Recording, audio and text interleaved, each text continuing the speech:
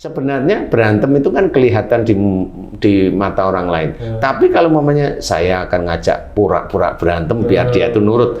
Kita sebenarnya dingin hati kita. Jadi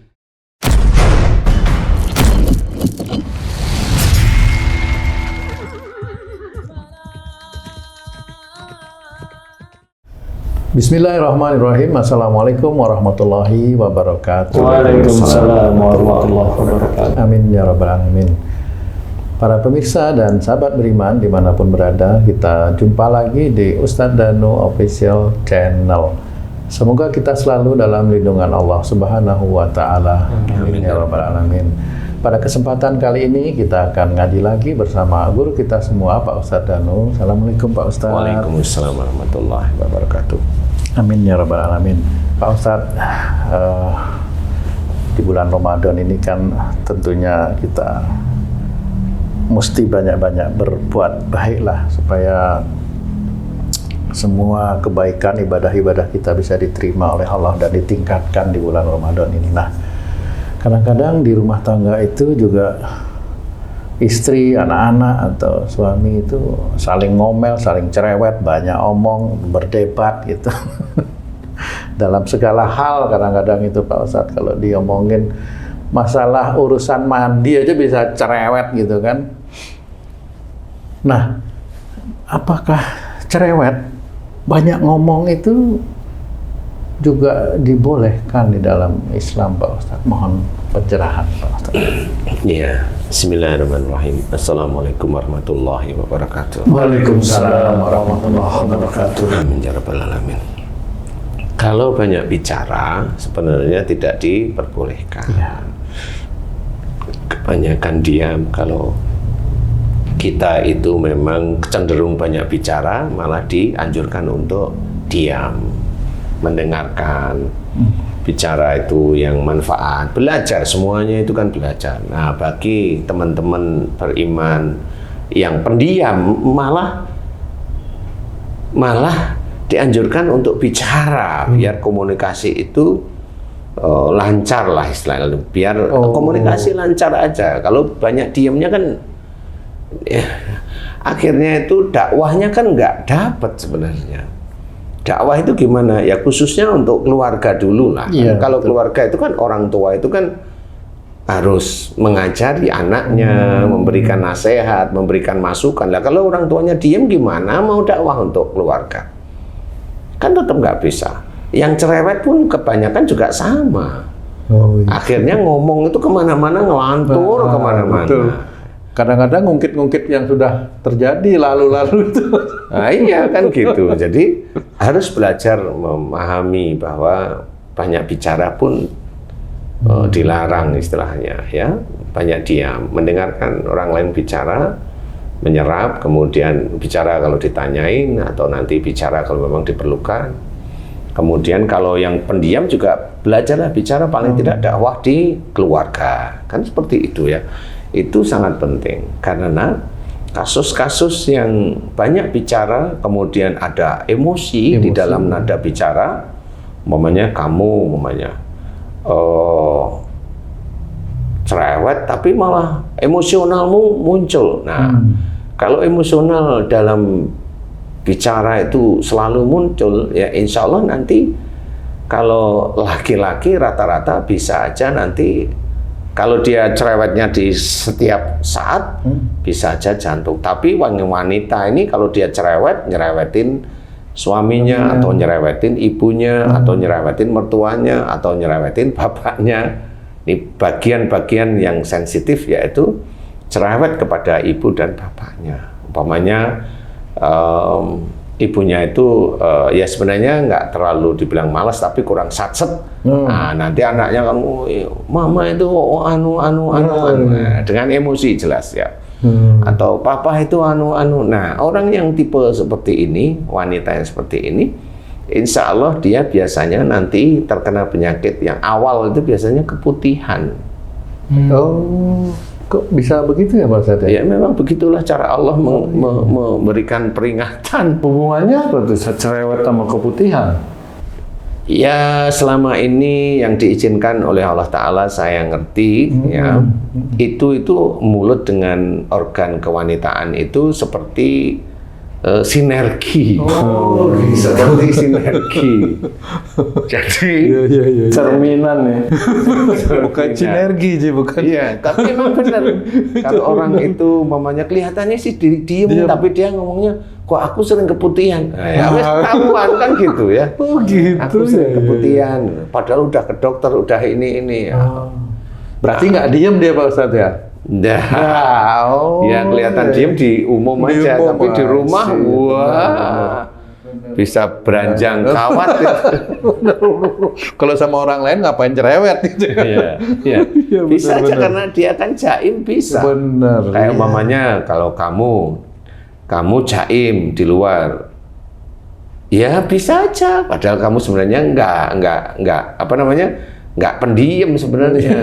Nah, kenapa kamu jaim? Nggak taunya sebelahmu ada istrimu. Wah, itu bukan jaim, takut. Oh, takut ya. Takut namanya bukan jaim ya. Iyalah, kan tadi diem akhirnya. Nah, cerewet atau dengan emosi yang berlebihan, ini bagi teman-teman wanita sama, dia nanti akan keputihan. Coba aja. Entah cerewet dengan suaminya, insya Allah keputihan. Coba aja. Nah, bagi yang sudah keputihan, nah kembalilah ke jalan Allah. Gimana caranya ditata mulut kita itu tidak cerewet dengan emosional. Belajar untuk tidak. Biasa, ngomong yang perlu. Ngomong biasa aja sebenarnya juga dengar kok suami, kan gitu ya. Kecuali suaminya budak, kan budak. Kebalik ya dia. Kebalik. Kebanyakan orang Ustaz mencari pembenaran. Kalau cerewet perempuan tuh udah biasa. Namanya perempuan ya cerewet gitu ya. Itu. Ya itu kan nggak boleh.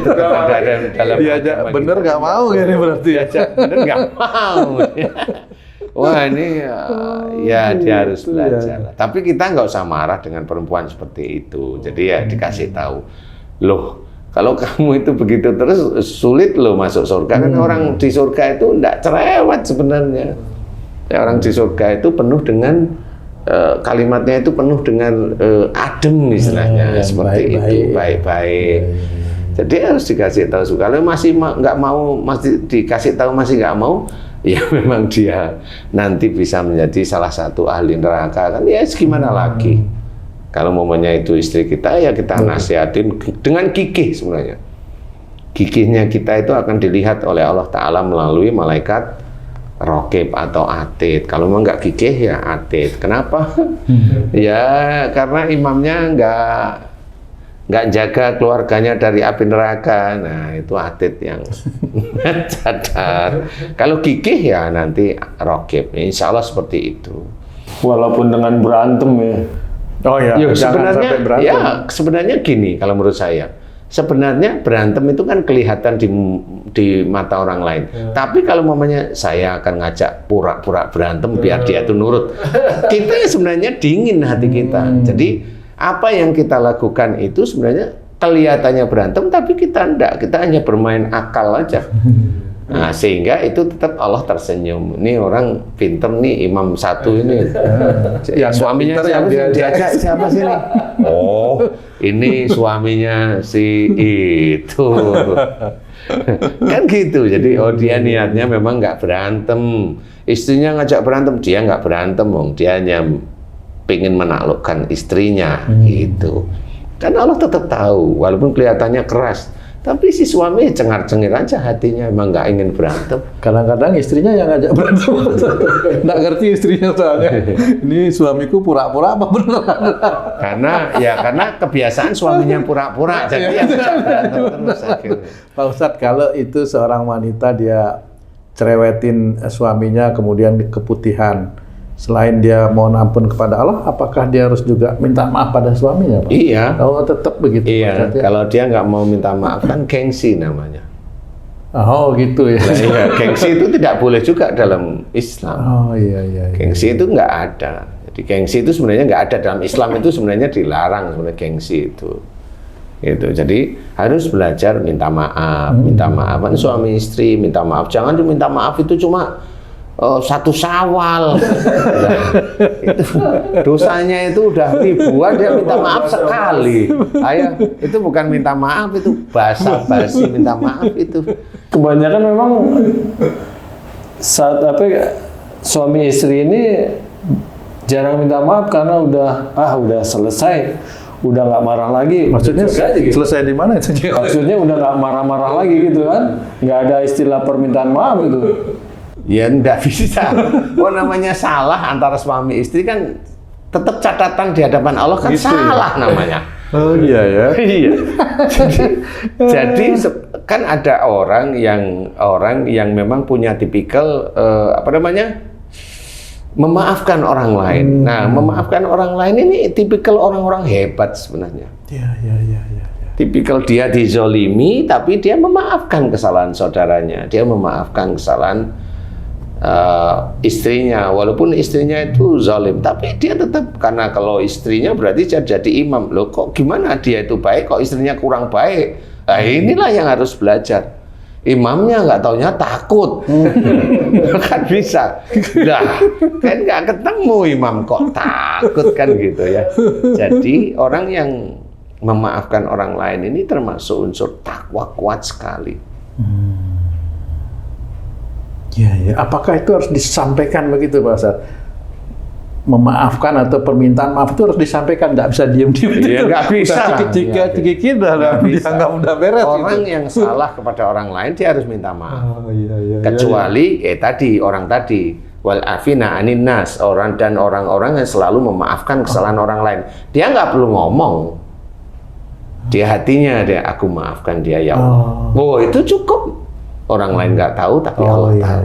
Dan dia kalau sudah berani bilang seperti itu, walaupun saya dizalimi ya Allah, saya difitnah ya Allah, disebarkan sesuatu yang bukan perbuatan saya, dia difitnah, tapi saya maafkan. Ini orang ini disukai oleh Allah Ta'ala. Ceritanya kalau orang-orang cerita, makhluk langit itu akan mendoakan. Ini ceritanya gitu.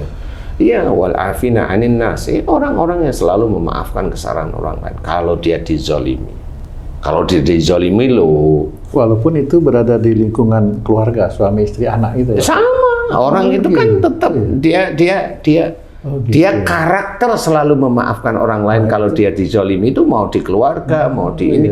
Dia kalau di keluarga bisa ada dizolimi sama istrinya, tapi dia tahu nih istriku salah. Nanti akan aku kerjain agar dia kembali ke jalan Allah. Dan ini tipikal orang yang takwa seperti itu. Jadi tidak boleh, kamu itu kan salah, minta maaf sama aku. Nggak bisa juga seperti itu Pak Ustaz ya? Ya boleh kalau memang dia salah, kan bagaimana? Oh gitu, boleh juga Pak. Sekarang kamu salah sama istrimu. Istrimu bilang, lah yang salah kan kamu, yang minta maaf sama aku. Itu boleh, masih boleh. Iya. Nah inilah caranya, bagaimana seseorang itu belajar untuk tidak cerewet dengan penuh emosional, khususnya bagi ibu-ibu atau mbak-mbak ini tadi. Kalau cerewet, emosional, pertama kali ketahuan adalah keputihan. Kalau laki-laki gimana jadinya Pak Ustaz? Kalau laki-laki itu paling tidak itu ya panas lah kalau dia buang air kecilnya. Oh gitu. Beda sama anyang-anyangan beda. Ya mirip seperti itu. Ya anyang-anyangan itu ya sebenarnya keinginan yang tidak tercapai tapi dia emosi aja. Tapi intinya panas, ada rasa panas tidak nyaman. Kalau anyang-anyangan ya itu bisa juga. Tapi intinya itu keinginan ya. Jadi keinginan yang tidak terlaksana tapi jengkel gitu. Nah, kalau laki-laki ya panas lah kalau ada mau waktu buang air gitu. Ya buang air kecil itu rasa panas, ada nyeri-nyeri sedikit seperti itu tuh ketahuannya seperti itu. Nah, mudah-mudahan ini diketahui oleh teman-teman beriman wanita ya, yang laki-laki juga mudah-mudahan harus paham sehingga belajar untuk bicara itu memang yang manfaat. Kalau jangan juga diam juga nggak manfaat kalau dia sebagai orang tua. Jadi harus belajar seperti itu. Nah, mudah-mudahan ini manfaat. Wallahu a'lam. Alhamdulillah, terima kasih banyak Pak Ustadz penjelasannya. Para pemirsa dan sahabat beriman dimanapun berada, demikian kajian kami kali ini. Mohon maaf atas kesalahan dan terima kasih atas perhatiannya. Wassalamualaikum warahmatullahi wabarakatuh. Waalaikumsalam warahmatullahi wabarakatuh. Alhamdulillah.